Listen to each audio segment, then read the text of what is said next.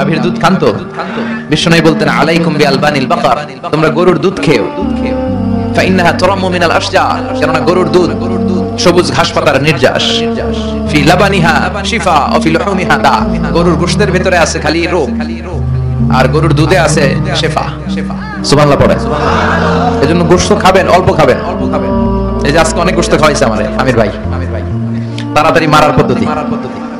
তো গোশত কম খাবেন, দুধ খাবেন বেশি। অনেক ডাক্তার আছে এরা বলে যে লাল গোশত যারা খায় এরা যেন আমার সিরিয়াল না ধরে, কারণ আমার ওষুধে ধরবে না এদের। দুধ খাবেন, দুধ হচ্ছে সুষম খাবার, এটা জান্নাতি খাবার। জান্নাতীদের জন্য 4টা ঝর্ণা থাকবে, একটা হচ্ছে দুধের ঝর্ণা। এটা সুষম খাবার।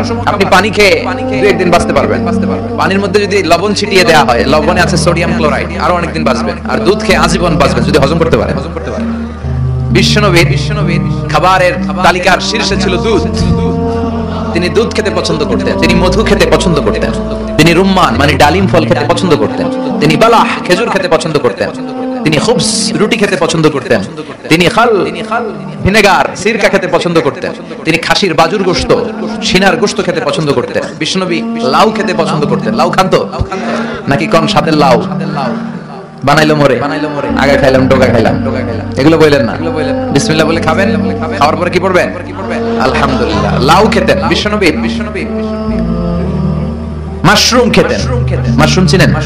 এখন ইদানিং মাশরুমের স্যুপ পাওয়া যায়, এটা চোখের জন্য বেশ ভালো। মাশরুম খেতেন, শশা খেতেন, তরমুজ খেতেন, কালিজিরা খেতেন, আজওয়া নামে একটা খেজুর খেতেন স্পেশাল। বিশ্বনবী বলেন মদিনার আজওয়া খেজুর যদি কেউ প্রতিদিন সকালে 7টা খায়, ওই দিন কোনো সাপে কামড় দিলেও বিষে ধরবে না।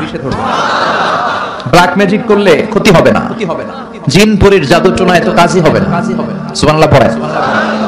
এগুলো পড়ে রুকিয়া করবেন। রুকিয়া ইসলামের সুন্নাহ। আর তাবিজ ঝুলানো নিষেধ, তাবিজ ছিঁড়ে ফেলবেন আর রুকিয়া করবেন। ফু দিলে সুস্থ করে দিবে কে? সূরাতুল ইখলাস, সূরাতুল ফালাক, সূরাতুন নাস, তিনটাকে একসাথে বলে কুল আস-সালাসা, 3 কুল।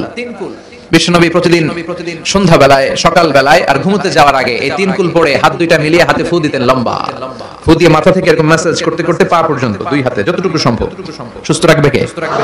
It's a protection from your lord, from the all evils and devils. সব শয়তানের শয়তানি থেকে, ব্ল্যাক ম্যাজিক থেকে, জাদু টোনা বান থেকে আপনার প্রোটেকশন দিবে কে? এই আমলগুলো করতে রাজি আছেন তো? প্রত্যেক ফরজ সালাতের পরে একবার আয়াতুল কুরসি। মান ক্বারা আয়াতুল কুরসি দুবুরা কুল্লি সালাতিন মাকতুবা লাম ইয়ামনাহু মিন দুখুলিল জান্নাতি ইল্লা আল মাউত। প্রত্যেক ফরজ সালাতের পরে যে আয়াতুল কুরসি পড়বে তার জান্নাতে যাওয়ার ক্ষেত্রে কিছুই বাধা থাকে না, একটা জিনিস ছাড়া, সেটা হচ্ছে মরণ। লোকটা মরে না তাই জান্নাতে যায় না, মরলেই জান্নাতি। পড়তে রাজি আছেন? এই তাসবিহগুলো পড়ে না, সালাম ফিরায় আসসালামু আলাইকুম ওয়া রাহমাতুল্লাহ, আসসালাম, আল্লাহুম্মা আমিন ইয়া আরহামার রাহিম। কি কইছেন আপনি? ইয়া আরহামার রাহিমিন। এত সময় কম কেন আপনি? আল্লাহর কাছে একটু ধীরস্থির ভাবে বসার সময়টাও নাই। সালাম ফিরায় আল্লাহুম্মা আমিন ইয়া আরহামার রাহিম। হইলো কিছু? তাসবিহ পড়বেন। সুবহানাল্লাহ 33 বার, আলহামদুলিল্লাহ 33 বার, আল্লাহু আকবার 33 বার, লা ইলাহা ইল্লাল্লাহু ওয়াহদাহু লা শারীকা লা, লাহুল মুলকু ওয়া লাহুল হামদু ওয়া হুয়া আলা কুল্লি শাইইন কাদির। এগুলো পড়তে রাজি আছেন তো? আল্লাহ আমাদেরকে বোঝার তৌফিক দাও। আমরা পড়ি আমিন।